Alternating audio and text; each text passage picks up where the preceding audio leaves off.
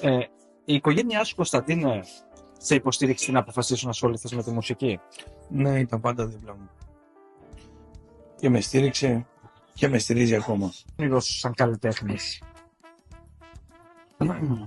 Το όνειρό μου σαν καλλιτέχνης είναι να κάνω πράγματα τα οποία θα κοστούν, θα παραμείνουν και θα τα ακούνε η νεολαία, τα παιδιά μας, το παιδιό μας τα παιδιά και θα παραμείνουν στον άμεσο χρόνο.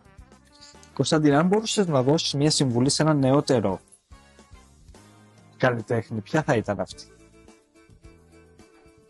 Να μην σταματήσει να μελετάει, να αναπτύσσεται και να κάνει πράγματα αυτά που αγαπάει, δηλαδή πραγματικά αυτά που αγαπάει και να μην ακούει κανέναν.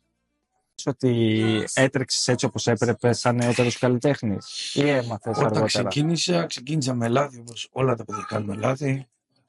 Όλοι ξεκινάμε και κάνουμε λάθη. Αυτή τη στιγμή τρέχω τον εαυτό μου με όλα αυτά που πρέπει να τρέξει ένας καλλιτέχνης. Δηλαδή κάνω όλες τις κινήσεις που πρέπει να κάνει ένας καλλιτέχνης. Κάνω δικές μου παραγωγές οι οποίες είναι παραγωγές οι οποίες αρέσουν πρώτα σε μένα. Γιατί αν δεν μου αρέσει εμένα είμαι λίγο περίεργος. Εγώ αν δεν αρέσει εμένα δεν αφήνω να κυκλοφορήσει κάτι. Αν δεν μου αρέσει. Αν μου αρέσει τότε το κυκλοφορώ. Δηλαδή κάνω πράγματα τα οποία αρέσουν στον εαυτό μου.